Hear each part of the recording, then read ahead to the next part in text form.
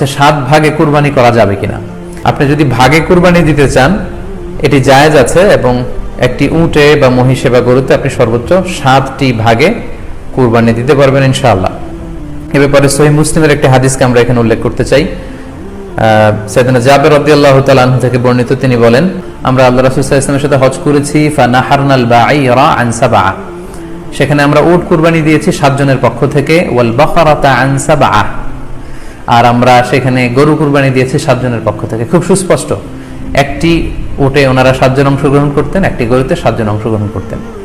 সুনানে আবু দাউদের আরেকটি হাদিসে এসেছে যেখানে আল্লাহ রাসূল সাল্লাল্লাহু আলাইহি ওয়াসাল্লাম সুস্পষ্ট বলেছেন, সেখানে হজ বা কোনো সফরের উল্লেখ নেই, সেটা হচ্ছে জেনারেল স্টেটমেন্ট, অর্থাৎ আল বাকারাতু আন সাবআ, গরুতে সর্বোচ্চ 7 অংশ দিয়ে কুরবানি দেওয়া যায়, ওয়াল জাযুরু আন সাবআ, আর উটের ক্ষেত্রেও সর্বোচ্চ 7 অংশ দিয়ে কুরবানি দেওয়া যায়। তো এই হাদিস, দ্বিতীয় যে হাদিসটি উল্লেখ করলাম